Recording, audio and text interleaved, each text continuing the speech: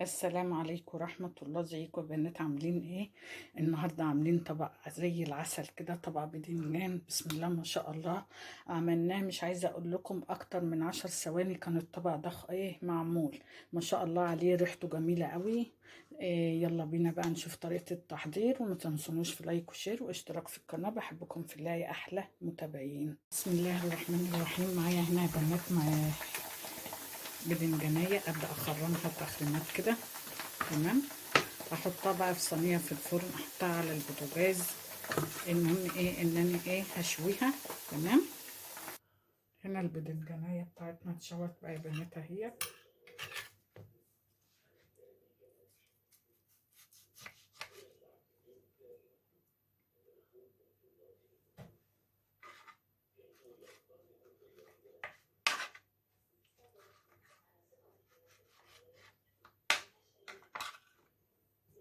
بالشكل ده.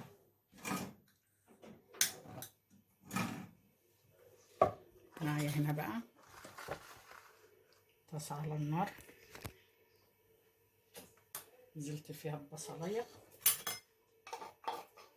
ده تشويحه كده، وبعدين ابقى انزل بالثوم. تمام. بصلايه وشويه زيت عليهم.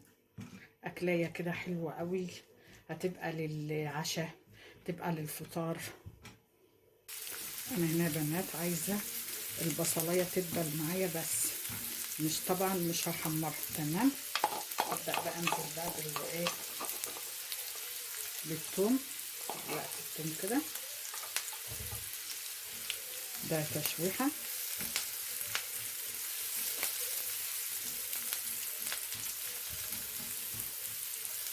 وانا بشوح البصلايه والثوم مع بعض. خلي بس الثوم يدبل كده شويه. تمام.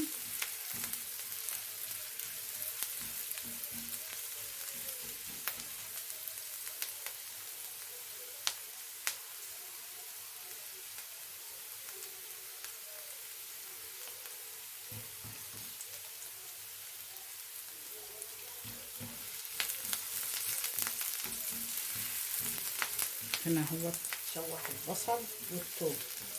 ابدا انزل بقى طماطم انا مقطعاها كده قطع، وفلفل الوان بالشكل ده كده على البصل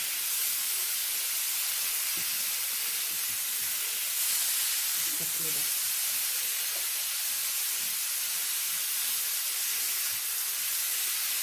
ابدا احط عليهم معلقه فلفل اسمر،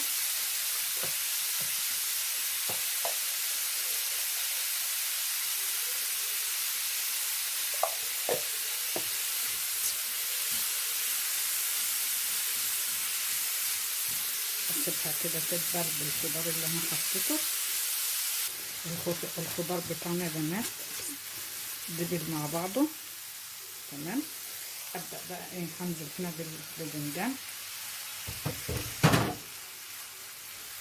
بالشكل ده كده.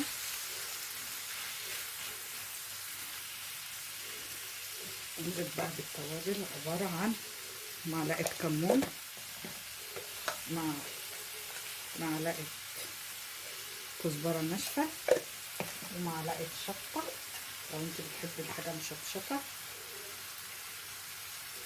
بالشكل ده، وشويه ملح.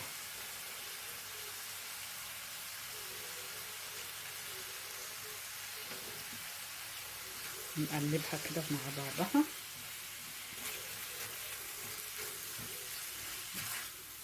خدتش معانا ثواني، حاجه كده تنفع الافطار،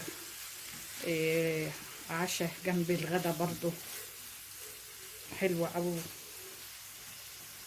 الله على ريحتها، ريحه جميله، حاجه كده زي العسل. بسم الله ما شاء الله، اللهم بارك، جميله قوي.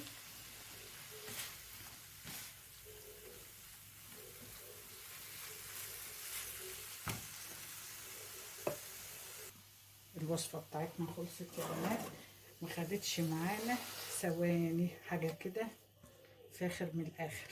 بسم الله ما شاء الله عليها، خلصت، خدتش معايا اي وقت. واي ايه مجهود.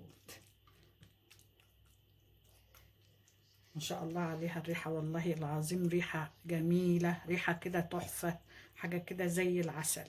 ما خدتش مني اي وقت ولا اي مجهود. بسم الله ما شاء الله عليها. طبق بدنجان كده يفتح النفس، جنب الفطار، جنب عشاء، جنب غدا، زي ما انت ايه حابة.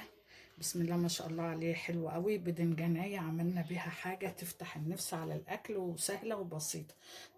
كده بقى يا بنات الوصفة بتاعتي خلصت النهاردة. إن عجبتكم تنسونيش في لايك وشير واشتراك في القناة. بحبكم في الله، أسيبكم في رعاية الله.